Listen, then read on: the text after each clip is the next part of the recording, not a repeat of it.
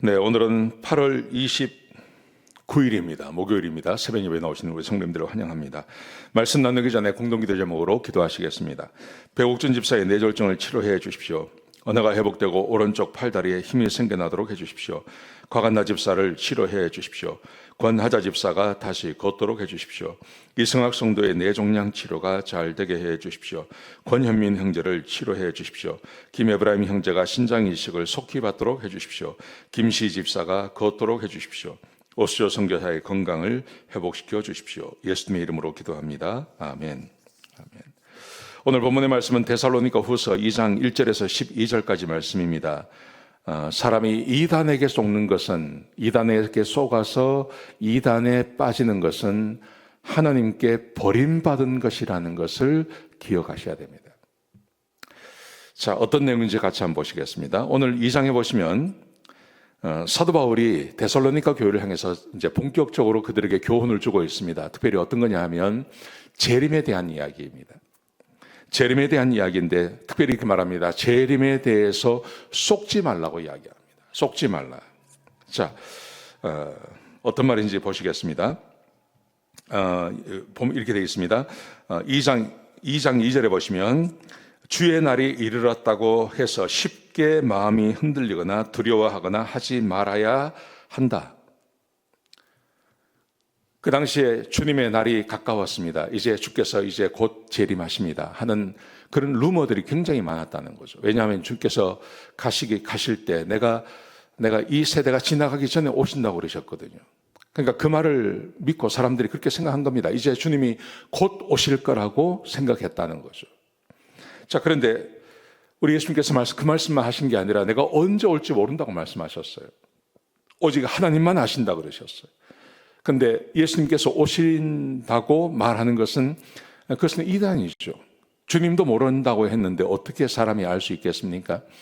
그래서 이제 주님이 곧 오십니다. 곧 오십니다. 이런 말들을 사람들이 상당히 많이 했다는 겁니다. 자, 그런데 사도 바울이 뭐라고 이야기를 하냐 하면 내가 너희와 5절에 보시면 내가 너희와 함께 있을 때 이것에 대해서 이미 가르쳤다고 이야기하는 거예요. 어떤 내용이냐 하면 반드시 주께서 오시기 위해서는요, 몇 가지 일이 있어야 된다는 겁니다. 첫 번째가 이겁니다. 먼저 배교하는 일이 있을 것이고, 대규모로 배교가 일어나는 겁니다. 대규모로 예수님을 믿던 사람들이 떠나는 일들이 벌어진다는 거예요. 교회 안에 예수 믿지 않는 사람들이, 교회를 잘 나오다가 교회를 떠나는 사람들이 대규모로 일어나는 사건이 먼저 있어야 한다고 말씀하십니다. 배교가 있었습니까? 아직 교회 없잖아요. 데살로니가 교회에. 그러니까 배교가 먼저 일어나는 겁니다. 근데 그 배교가 왜 일어나느냐 하면, 자, 3절에 보시면 이렇게 말합니다. 불법의 사람, 곧 멸망의 아들이 일어나기 때문이다. 불법의 사람, 곧 멸망의 아들이 나타나는데, 멸망의 아들이 나타나는데 왜 배교를 합니까? 이렇게 되어 있습니다. 이 멸망의 아들은 악한 자 안에 속하여서 능력과 표적과 기적과 거짓 기적과 속임을 행하는 자이기 때문입니다. 멸망의 아들이 나타났는데 이 멸망의 아들이 능력을 행하고 기적을 행합니다. 거짓 기적을 행합니다. 그래서 모든 신 위에 올라가고 성전에서 하나님의 자리에 앉아서 내가 하나님이라고 그렇게 주장한다는 거죠. 그래서 사람들이 하나님을 버려버리고 진리를 버려버리고 이 거짓 멸망의 아들을 따르는 사람들이 늘어날 것이라고 이야기하는 거예요. 사도 바울이 이것을 이미 이야기한 겁니다. 그게 아니면 주님이 오시지 않습니다. 그 때와 시한은 우리가 모릅니다. 근데 그 때와 시한이 오기 전에 어떤 징조가 있는데 그 징조는 대규모 배교가 일어나고 그 배교의 이유는 멸망의 아들이 하나님의 자리에 앉기 때문입니다. 근데 그 하나님의 아들에게 왜 속냐 하면 그가 기적을 행하고 능력을 행하고 수많은 사람들이 그 사람을 따라간다는 거죠. 자, 그러면서 능력을 행하고 표적을 행하고 기적을 행하면 그리고 하나님의 자리에 앉는다고 하고 수많은 사람들이 그를 하나님이라고 믿는다면 사람이 속지 않겠습니까? 라고 우리가 생각할 수 있습니다. 그런데 보십시오. 이렇게 말합니다. 멸망의 마지막 절에 보시면요, 11절 12절에 보시면 멸망하는 자에게 속는 이유가 뭐냐 하면 진리를 받아들이지 않고 구원을 얻지 못해서 하나님께서 미혹의 영을 그에게 보내셔서 거짓 것을 믿고 진리를 믿지 않기 때문이다. 지금도 우리가 살고 있는 세상 가운데 거짓 영에 빠져서 이단을 믿는 사람들이 있습니다. 심지어 교회까지 나왔다가 교회에서 이단으로 넘어가는 사람들이 있습니다. 대표적인 게 요즘은 신천지죠. 한 10년, 20년 전에는 구원파였습니다. 근데 요즘은 신천지가 아주 득세하지 않습니까? 근데 그 신천지의 상당수가 교회에서 간 사람들이 많다는 거예요. 그런데 왜 갔을까 하는 거예요. 왜 갔을까? 왜 교회를 잘 나오다가 왜 이단으로 빠지냐 하는 겁니다.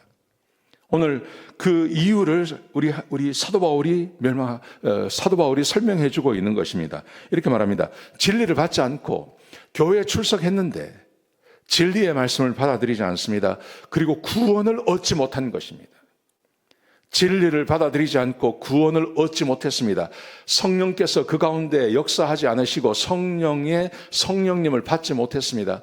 그래서 하나님께서 미혹의 영을 그에게 넣어서서 그를 그냥 유기해 버리시는 겁니다. 버려버리시는 것입니다.